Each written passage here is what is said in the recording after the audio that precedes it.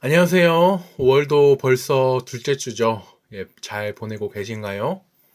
행복한 일, 슬픈 일, 모두 많은 일이 있겠지만 전부 다 우리 하나님과 함께 보내시길 바라면서 기도로 시작하겠습니다. 사랑하는 하나님 감사합니다. 지금 이 시간에 우리가 함께 또 5월 둘째 주 묵상의 시간을 가집니다. 우리가 말씀을 묵상할 때 성령님의 조명과 지혜로 할 수 있도록 붙잡아 주시고 삶으로 살아내려 할 때도 나의 힘이 아니라 성령님의 힘으로 할 수 있도록 도와주세요. 감사하신 예수님 이름으로 기도드렸습니다.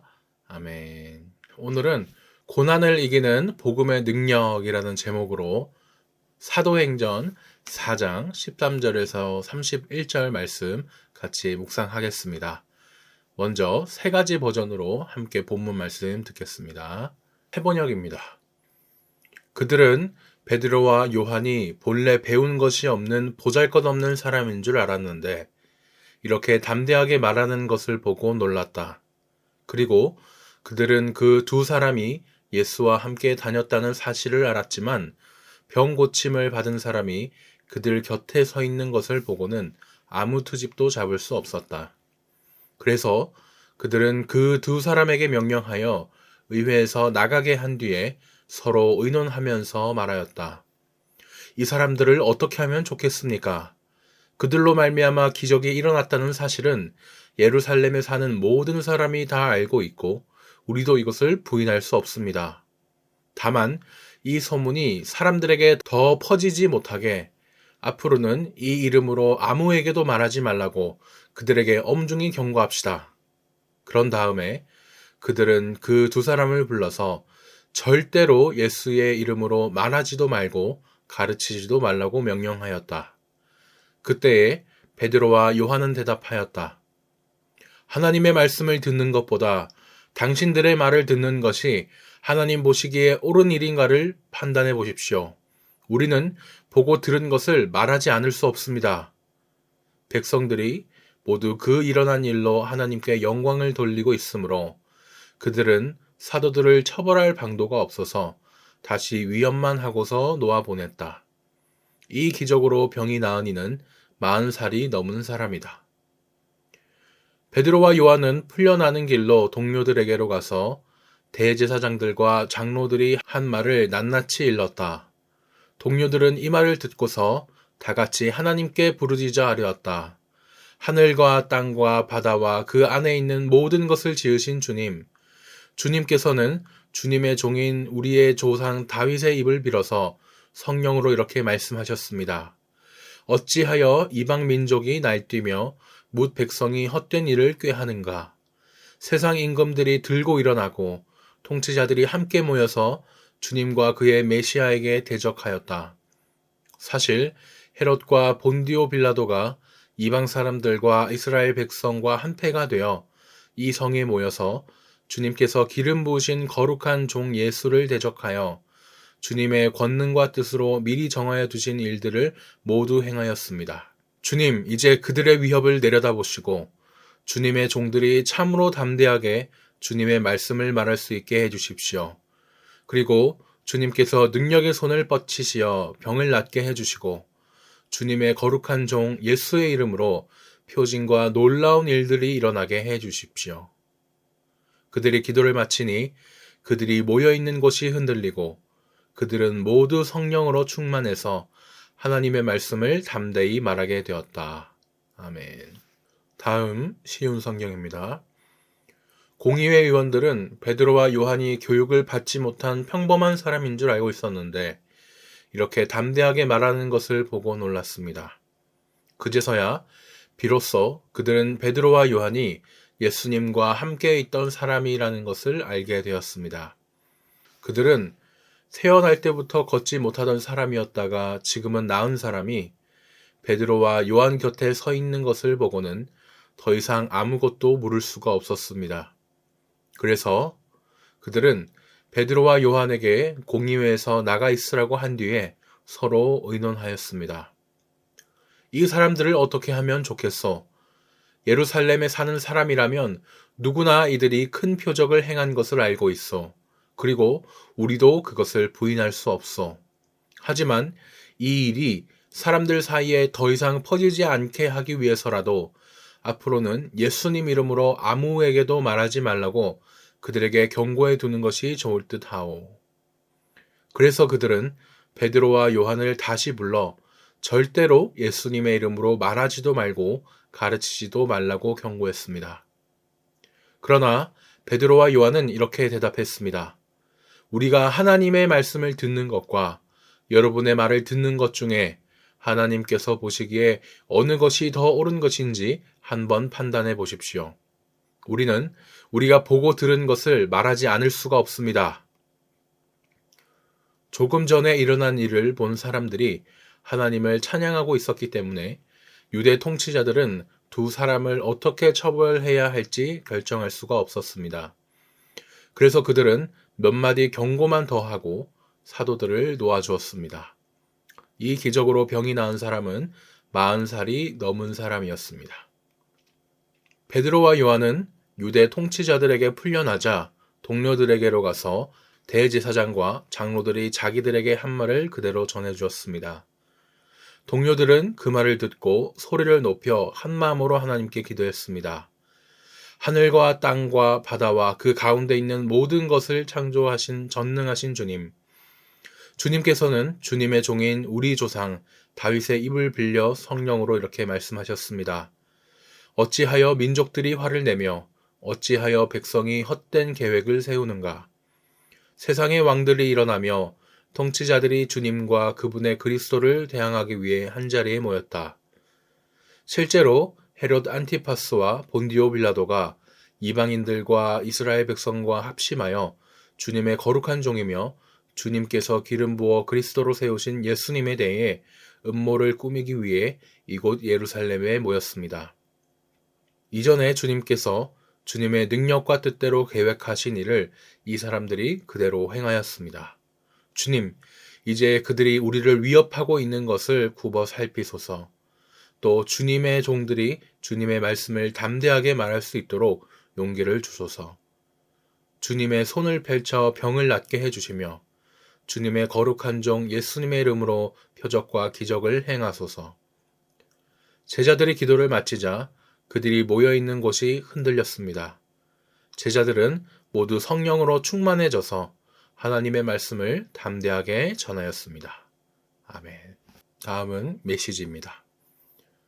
베드로와 요한이 어찌나 당당하고 자신있게 서 있던지 그들은 두 사람에게서 눈을 뗄 수가 없었다. 그 두 사람이 성경 훈련이나 정식 교육을 받지 못한 평신도인 것을 알고 그들은 더욱 놀랐다. 그들은 그 두 사람이 예수와 함께 다녔다는 것을 알았지만 그들 앞에 꼿꼿이 서 있는 고침받은 그 사람을 보고서는 뭐라고 반박할 말을 찾을 수 없었다. 그들은 방도를 짜내기 위해 베드로와 요한을 밖으로 내보내고 나서 서로 의논했다. 이들을 어떻게 하면 좋겠습니까? 기적이 일어났고 그 배후에 저들이 있다는 것이 이미 온 시내에 알려졌습니다. 우리도 부인할 길이 없습니다.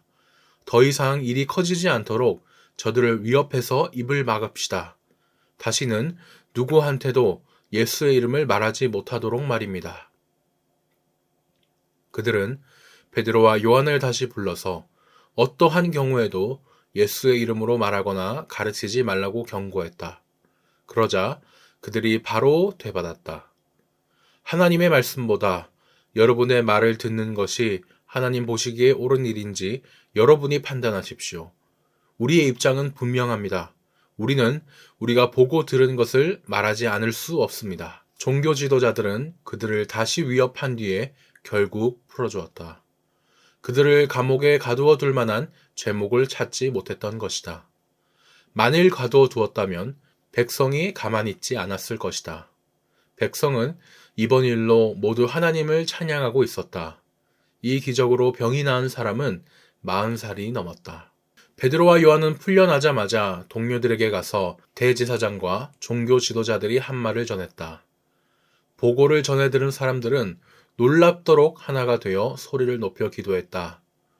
강하신 하나님, 주님께서는 하늘과 땅과 바다와 그 안에 있는 모든 것을 지으셨습니다. 주님께서는 주님의 종이자 우리의 조상인 다윗의 입을 통해 성령으로 이렇게 말씀하셨습니다. 뭇 나라들아 웬 소란이냐, 뭇 민족들아 웬 흉계냐. 땅의 두목들이 권력 투쟁을 벌이고 권력자들이 모여 정상회담을 여니 하나님을 부정하며 메시아께 대드는 자들이다. 과연 그들이 모였습니다. 헤롯과 본디오 빌라도와 나라들과 민족들과 이스라엘까지 바로 이 도성에 모였습니다.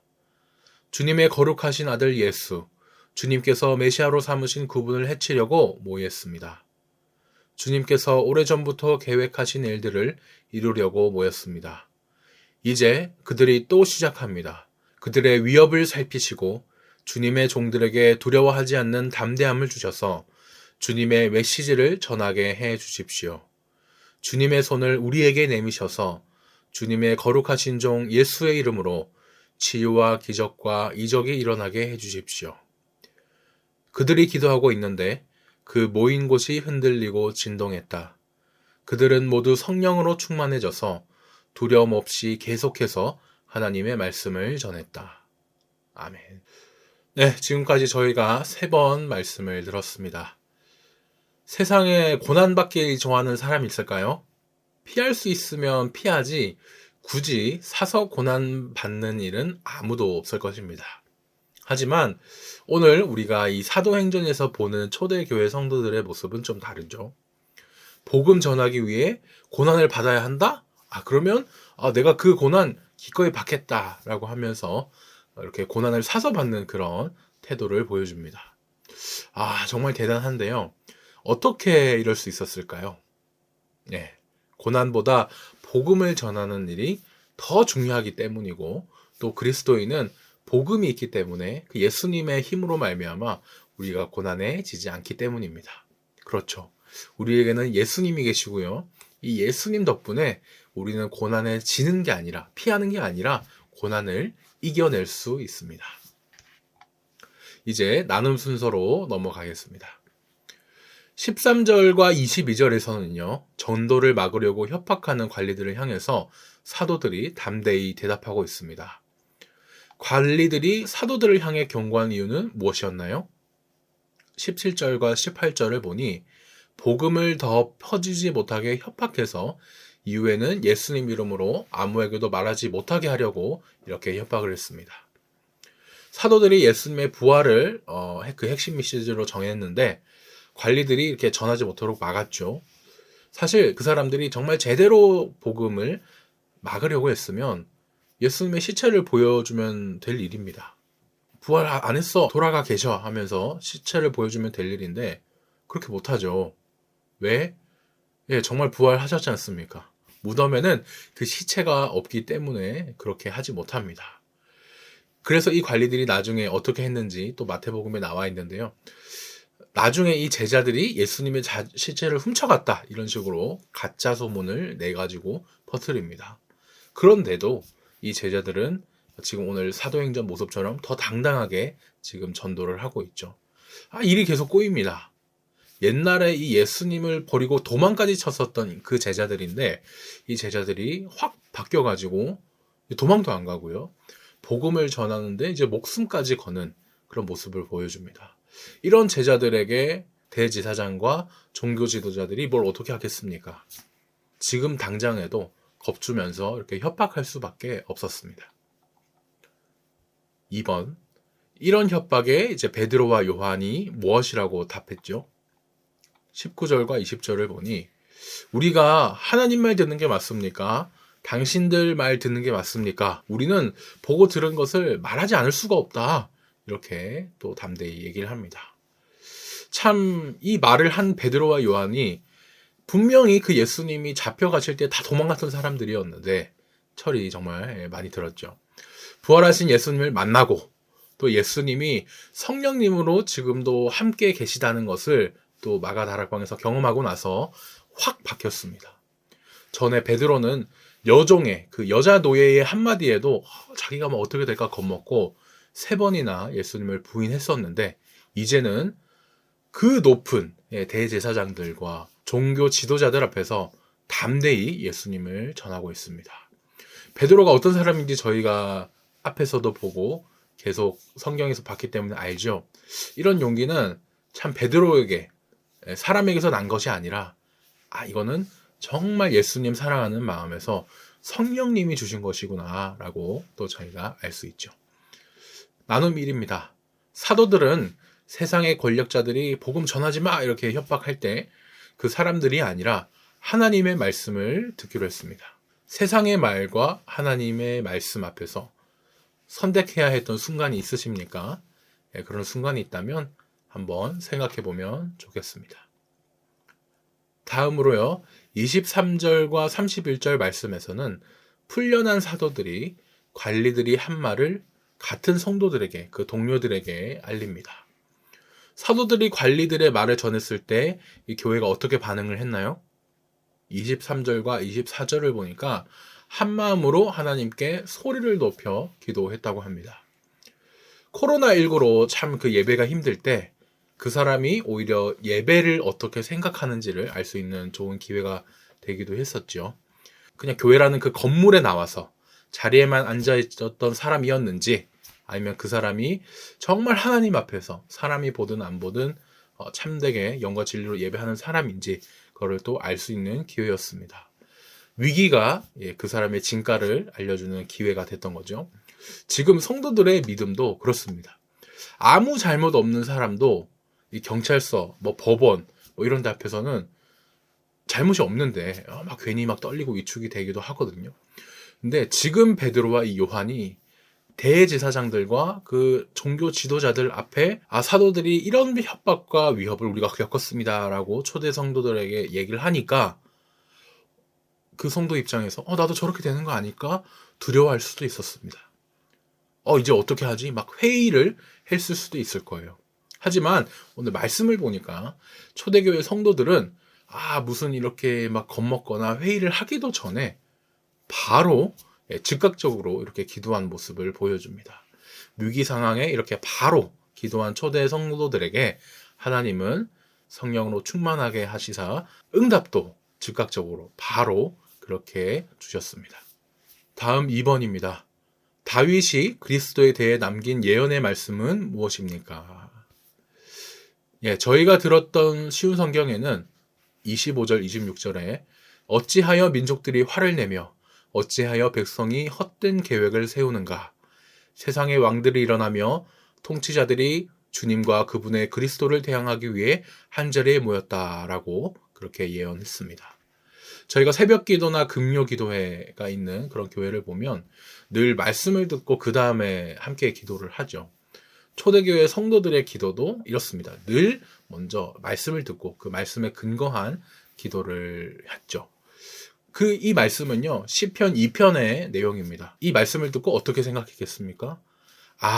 정말 그 옛날 다윗 때부터 세상의 왕과 통치자들이 예수님을, 즉 메시아, 그리스도를 대항한다고 사람들이 모인다고 이미 그렇게 얘기를 하셨었구나. 하지만 하나님 보시기에 또 그들이 하는 짓은 다 헛된 계획뿐이라고 또 그렇게 말씀하셨구나라고 알 수 있었습니다. 정말 이 큰 위로를 받으면서 결국에는 그 헛된 계획이기 때문에 우리가 이길 것이고 또 고난 또한 이 하나님의 계획 속에서 하나님이 일어날 거라고 하셨던 일이었구나 또 알게 되죠. 참 우리도 지금 이 시대를 살고 있는 우리도 똑같은 것 같습니다. 지금 우리 시대뿐만 아니라 예수님이 직접 기적을 보여주셨던 그 시대에도 복음을 방해하는 사람들이 있었다는 사실이 참 위로가 됩니다. 또요, 이 초대교회의 핍박도 더 예전에 구약에서 예언이 되어 있다니 저희 입장에서는 초대교회의 모습 또 구약의 모습 이런 모습을 보면서 전에 저희가 들었던 찬양 가사처럼 우리가 걷는 이 길이 정말 결코 내가 처음 받는 길이 아니구나. 수천 년 동안 우리 곳곳에 주님을 따른 흔적이 이미 있다라는 그 사실이 또 위로가 됩니다. 3번입니다. 교회가 위협 앞에서 기도한 내용은 무엇입니까? 쉬운 성경으로 29절 30절을 보니 주님, 이제 그들이 우리를 위협하고 있는 것을 굽어 살피소서. 또 주님의 종들이 주님의 말씀을 담대하게 말할 수 있도록 용기를 주소서. 주님의 손을 펼쳐 병을 낫게 해주시며 주님의 거룩한 종 예수님의 이름으로 표적과 기적을 행하소서라고 기도했습니다. 삶의 고난이 찾아오면 우리는 보통 주님 너무 힘듭니다. 이 고난에서 우리를 벗어나게 해주세요. 없애주세요. 이렇게 기도를 합니다. 시편에서 다윗이 이렇게 기도를 참 많이 드렸는데요.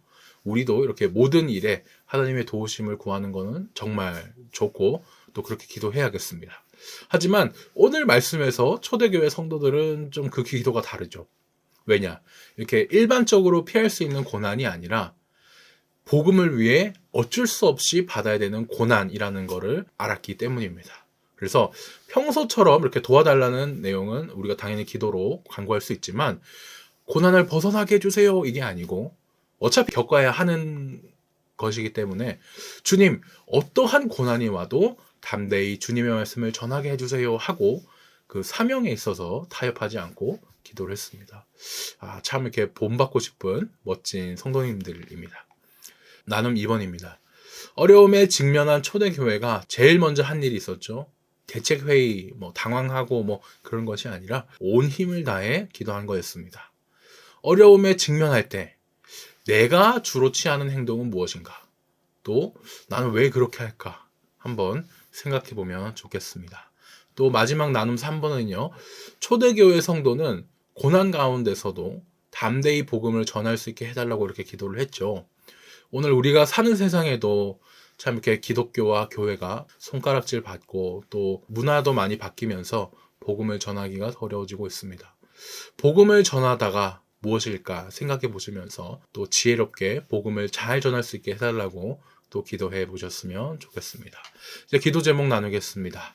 나의 삶에 있어서는 어떤 위협 앞에서도 하나님의 말씀을 선택하게 해달라고 기도해 보시고 또 우리 늘 찬양 교회에 있어서는 기도로 고난을 이기며 담대하게 복음을 전하는 교회가 되게 해달라고 함께 기도해 주셨으면 좋겠습니다. 저희가 저번에도 들었던 찬양인데요. 우리 함께 손잡고 가세라는 찬양입니다.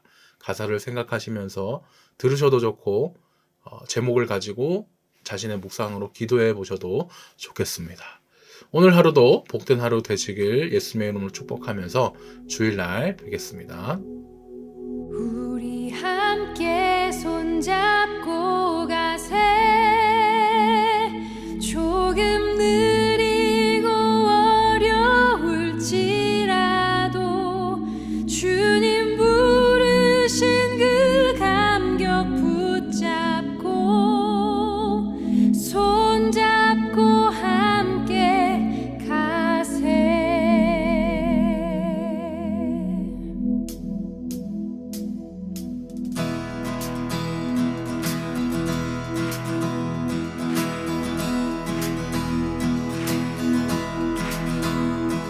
우리 걸어가는 이 길이 결코 처음 받는 길은 아니야. 수천 년 동안 온 땅 곳곳에서 주님 따른 흔적 있으니 우리 걸어가는 이 길이 낯설고 두려워 보일지라도 삶의 무게를 뚫고 흘러들어오는 주님 부활의 생명을 봐. 우리 함께 손잡고 가세 조금 느리고 어려울지라도 주님 부르신 그 감격 붙잡고 손잡고 함께 가세. 우리 함께 손잡고 가세 때론 더디고 힘겨울지라도 주님 부르실 듯 나를 향하여 손잡고 함께 가세.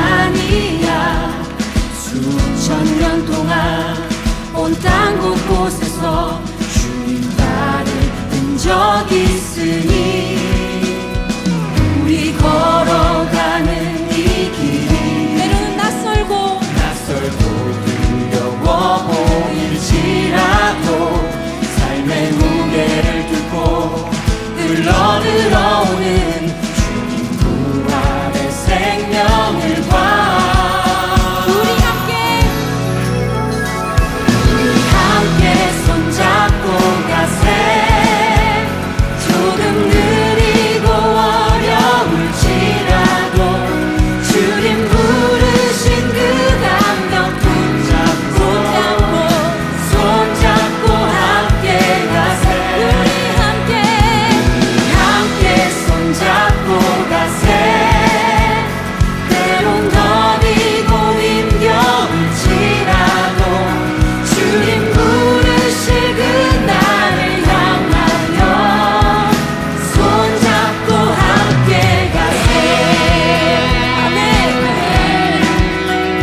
다시 한번 함께 고백하겠습니다.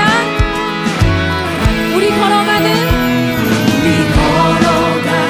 이 길이 결코 처음 밟는 길은 아니야 수천 년 동안 수천 년 동안 온 땅 곳곳에서 주님 따른 적이 있어